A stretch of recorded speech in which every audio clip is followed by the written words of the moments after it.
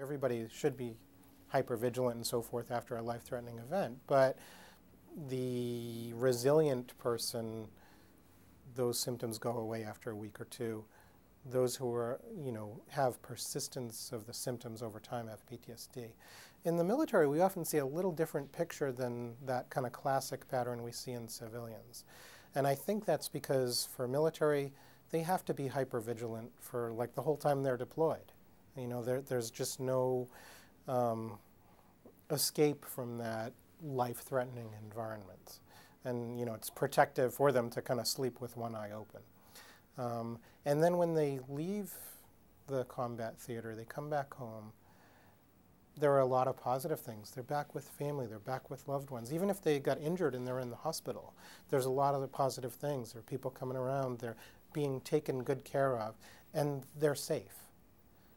So often they don't report symptoms when they first come back. And I think in many cases, even if they kind of notice that they have some symptoms, they tend to underreport them. They say, well, yeah, I have that, but it's going to get better. I feel like it's going to go away. I'm back home. Everything's going to be okay. So they don't really report all those symptoms. But then 2-3 months or more down the road, they say, gee, things are not getting better. I need some help. And that's when they come in. That's when they acknowledge the symptoms. But what if we could do these physiology measures or do the imaging or something when they first come back? We could catch them when they're in that honeymoon period where they're not really acknowledging all the symptoms.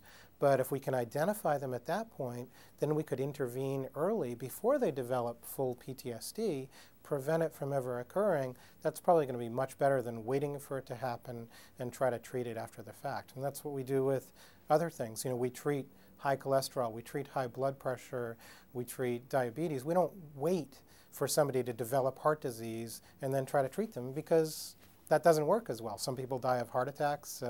It's just much harder to deal with when you already have all that atherosclerosis built up in the arteries. You can think of this as the same way. If we can prevent them from going on to all the features of PTSD, that's probably going to be the best thing. And, that old saying, prevention is the best medicine, I think it's true.